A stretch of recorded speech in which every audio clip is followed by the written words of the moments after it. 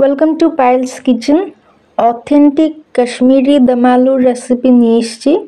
Authentic Kashmiri দম আলুতে পেঁয়াজ রসুন বা দই ইউজ করা হয় না, আর এটা ভাতের সাথে সার্ভ করা হয়। আপনারা চাইলে লুচি রুটি পরোটার সাথে সার্ভ করতে পারেন নিরামিষ দিনে বা যে কোনো স্পেশাল অকেশনে।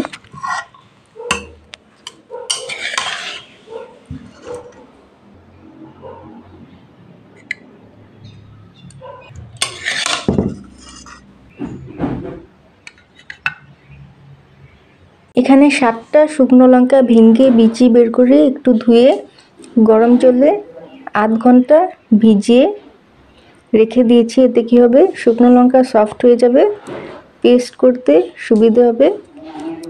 অথেন্টিক্যালি এই রান্নাটা কাশ্মীরি রেড চিলি পাউডার দিয়ে করা হয়, আমার কাছে নেই এখন, তাই আমি এই পেস্টটা দিয়ে করব।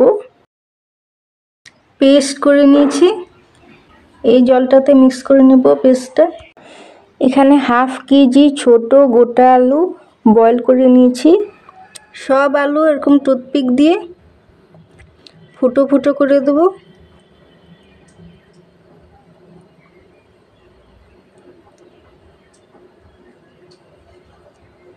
কড়াতে আন্দাজ মতো সর্ষের তেল ঢেলে ভালো করে গরম করে নিয়েছি। এই কাশ্মীরি দম আলু একদম ডোবা তেলে ভাজা করা হয়, আমি একটু কম তেলেই ভাজছি, আপনারা চাইলে ডোবা তেলে ভেজে নিতে পারেন। বয়েল করা আলু অ্যাড করে দিচ্ছি, সাথে একটু নুন অ্যাড করে দিলাম।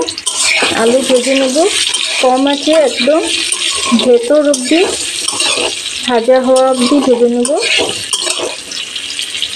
শুধু ওপরটা লাল হলে হবে না, ভেতর অবধি ভাজা হতে হবে, তবেই টেস্ট আসবে এই আলুর দমে।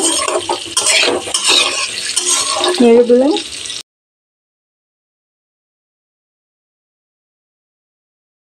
আলু লাল লাল করে ভেজে নিয়েছি। ভাজার পর আবার একইভাবে টুথপিক দিয়ে গেঁথে দেব।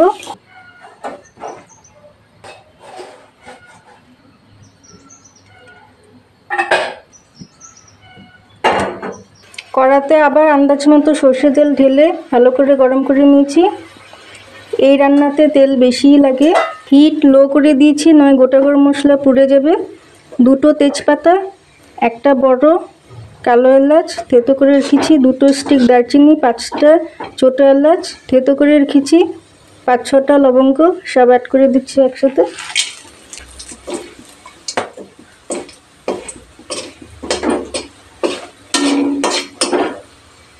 গোটা গরম মশলা ভাজা হয়ে গেছে, হালকা লালচে হয়ে গেছে। এবার হাফ টিস্পুন হিং অ্যাড করে দিচ্ছি। যেহেতু পেঁয়াজ রসুন অ্যাড করা হয় না এই রান্নায়, হিংটা একটু বেশি করেই অ্যাড করা হয়। নেড়ে দিলাম, হিং যাতে পুড়ে না যায় খেয়াল রাখতে হবে। হিংও ভাজা ভাজা হয়ে গেছে।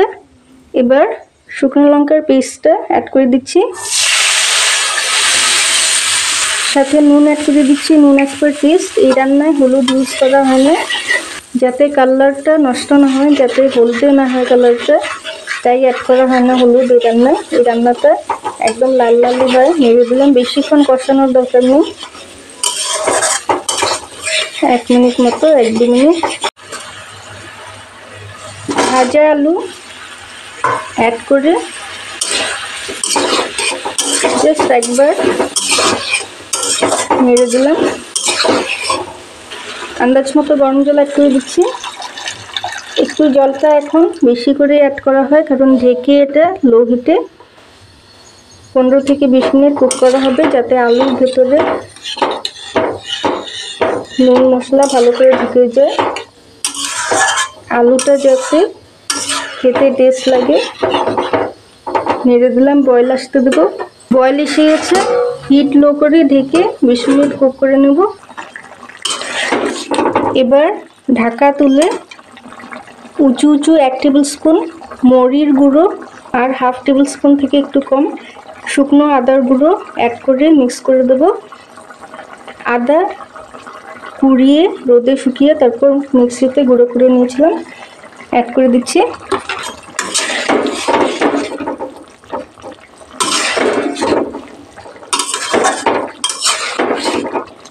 সাথে 1/4 টিস্পুন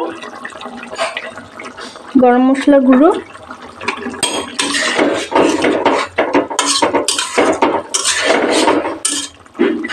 মিক্স করে 3 মিনিট লো হিটে ঢেকে গ্যাস অফ করে দেব।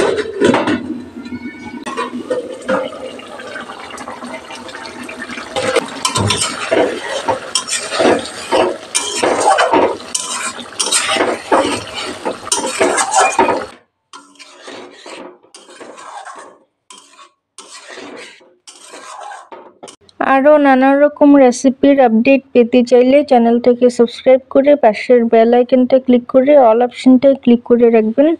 এতে কি হবে, আমি যখনই কোনো নতুন রেসিপি নতুন ভিডিও আপলোড করব সঙ্গে সঙ্গে আপনাদের কাছে নোটিফিকেশনস পৌঁছে যাবে। Thank you for watching.